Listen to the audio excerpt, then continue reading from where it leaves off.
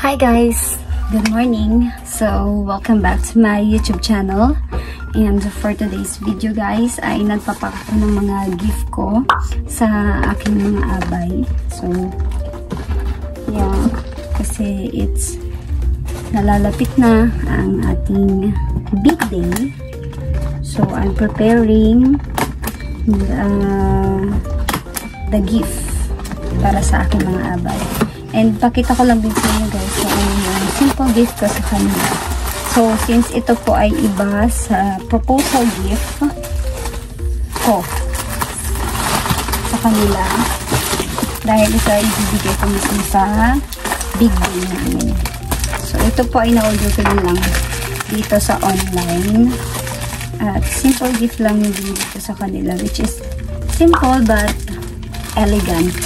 Na for sure, magagamit nila everyday. O kung hindi man everyday, siguro kapag meron silang gala o meron silang pupuntahan, mga special occasion, magagamit nila ito guys. So, tada! Oh, wow! So, yeah. So, very simple lang siya guys na bag, pero magagamit nila to talaga. Sobrang pa-social tingnan guys. Saka mura ko lang dito nabili guys. Mukha lang siyang elegant, mukha lang siyang maganda, pero mura ko lang siyang nabili guys. So ito yung kanyang handle kapag gusto nilang i-sling yung bag. And then kapag gusto naman nila na kapitan lang, like this. So, very nice. Kaya napili ko tong ibigay na lang sa kanila. Kasi mostly naman sa akin mga abay ay mga mga mahihilig gumamit ng bag. So yeah, nila ko yung pinto guys kasi baka yung kapatid ko dumating siya. Siyempre hindi na to surprise sa kanya. Kasi siyempre one of my abay is may kapatid. Ayan, para hindi siya pumasok. So, ganito siya guys. Ayan. So, bali lalagay ko pa siya dito ng name nila. Kasi katulad ng ginawa ko sa proposal gift nila, nilagay ko sila ng mga by name para ibigay ko kung kanino. And then, so, pare-parehas naman siya, pero syempre mas okay yung kapag may pangalan yan. And then, konting design, ribbon, para naman mas social din naman tingnan yung gift natin sa kanila. Ayan. So, pakita ko sa inyo yung natapos ko na. Ayan. So, meron na tayong 5 na pack. And then, ito naman yung sa proposal gift ng aming boys. Kaso, hindi pa namin siya na ibibigay. Ayan. That is a proposal gift na gagamitin nila sa aming advance shoot. Ayan. So, dahil madaling araw ang aming kasal, so, ito yung gagamitin nila for advance shoot. Yep. So, yun guys. Ngayon naman ay ipiprepare natin yung gift naman namin sa abay na lalaki. So, simple gift lang din to guys. Like this one. So, ito yung first na ibibigay namin sa kanila. And the second one is we have luxury perfume. Ayan, na magagamit nila siguro during the wedding. And next naman is we have this one, wallet. So, these are the 3 gifts that we'll give. Na ibibigay namin sa aming mga abay na lalaki. So, yeah. And then, ito yung kanilang box. So, nilalagyan ko lang ng konting pampaganda ng design. Para, social din namang tingnan. Very simple lang naman guys yung mga gift namin sa kanila.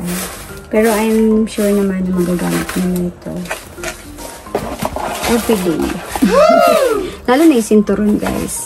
Kasi kapag kailangan nilang pumasok, at kailangan nila ng belt, sa kanilang maluluwag na pantalon, kailangan nila yun. Ayan.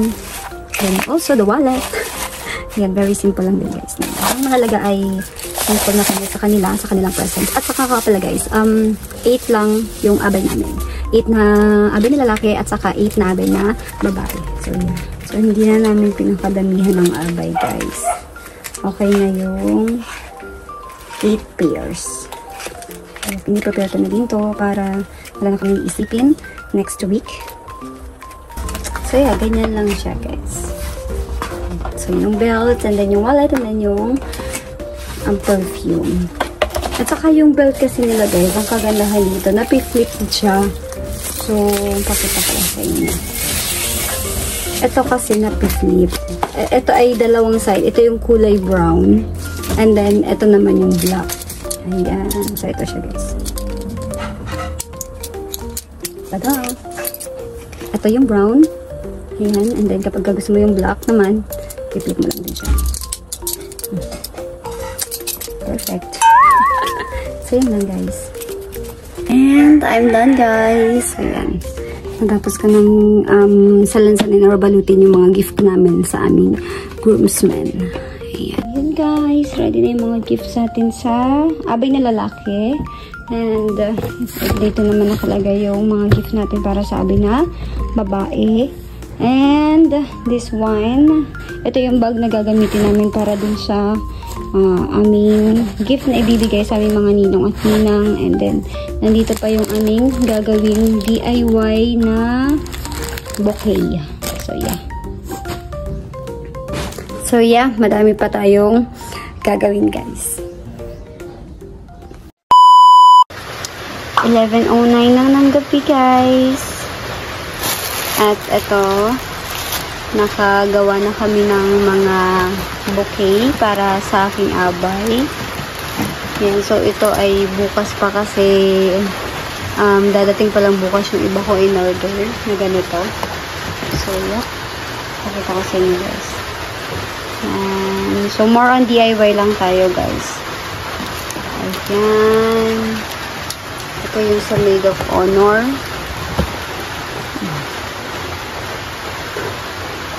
Ito yung kanyang bouquet. Go! Another one here. Bakit? Wala na. And ito. Ito pa din yung nagawa namin. So ito, DIY din lang namin. Ito yung gagamitin namin sa aming ceremony, Bible, at saka yung candle. So, yung iba pang mga aras at saka yung singsing is to be followed pa. Since magag pa naman. And, eto naman, yung katatapos lang namin ginawa na boutonniere para sa aming mga abay na lalaki at saka sa mga ninong at ninang. So, yeah. Ayan, guys. More preparation na tayo. Parang pala na. Pinta daw yan. Salamat. Yan, pasensya. Salamat yung kakalat. That's why kulambo. Ayan. Magpupuya tayo para sa araw na ito. Charing. Ay, nagawa na nga pala namin guys yung mga box namin. So, yeah. Naka-prepared na pala siya guys. So, yan yung mga kakailanganin namin ng mga box para sa aming wedding. And antok na siya. Samantalang ito, sige, kain ka lang. Pagod na buo ng wand.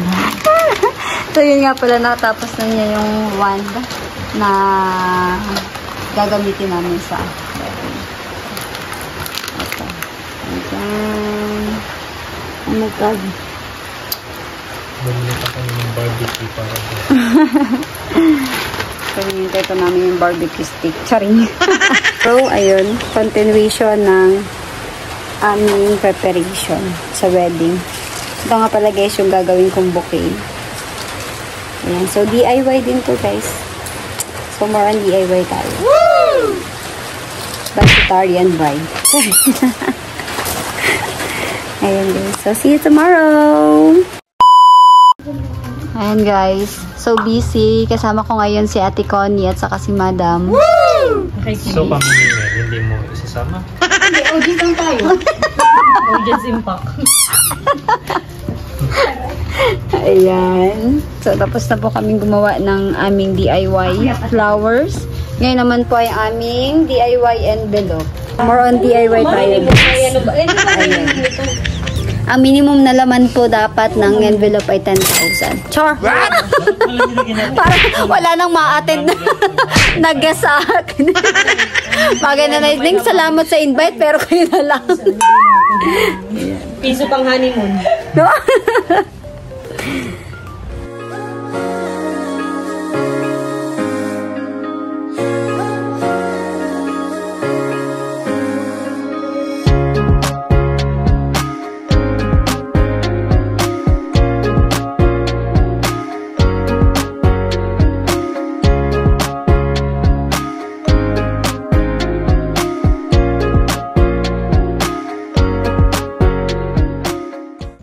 That's it, guys. Ayan. So, eto na pala yung nagawa kong bouquet. Ayan. So, DIY lang tayo. This is my bouquet. So, ito yung mga bouquet naman ng flowers ng aking mga bridesmaid. Ayan. Ito na nga pala, guys, sa naipakita sa inyo si Ate Connie at saka si Madam Lian kasi umuwi na sila. So, dahil nga it's already 10 na, then kami natapos. So, yun, nakauwi na sila at hindi na namin na-video. Hindi ko na rin na-videohan, guys. At ito nga pala, guys, yung aming giveaway. So, share ko na din lang sa inyo. Ito, so yeah, nagawa na din nila. Natapos na din nila. And very simple lang, guys. Ganito lang talaga yung aming pag-giveaway sa aming wedding. So, yeah. Ayan. Meron naman tong laman sa loob. Buksan na lang nila. Ayan. And the rest, ayan. So, bale, ito na yung nagawa nila, guys. Ayan. Sobra. So, meron pang natitira dito. Siguro mga 50 pieces na lang to. So, tomorrow, gagawin na lang yun ng kapatid ko. And the rest, ayan. They're done. And, that's it, guys. And, yeah. Naka-ready na yung mga box namin for reception, and then for the bride, and for the ceremony, and this is for the groom. And this is the boxes for the wine. Ayan, pinagpatungan ko muna ng mga flowers kasi ang hirap kapag nakababa or nakatihaya sila dahil baka masira yung kanilang mga flowers dito. Ayan. So, yun lang, guys. That's it for today's, and thank you so much for watching this video, and see you on my next vlog. Bye! May iniinom nga pala ko dito, guys, sa Glutalive. Ayan. So, ubusin ko lang to, and then good night, everyone. Bye!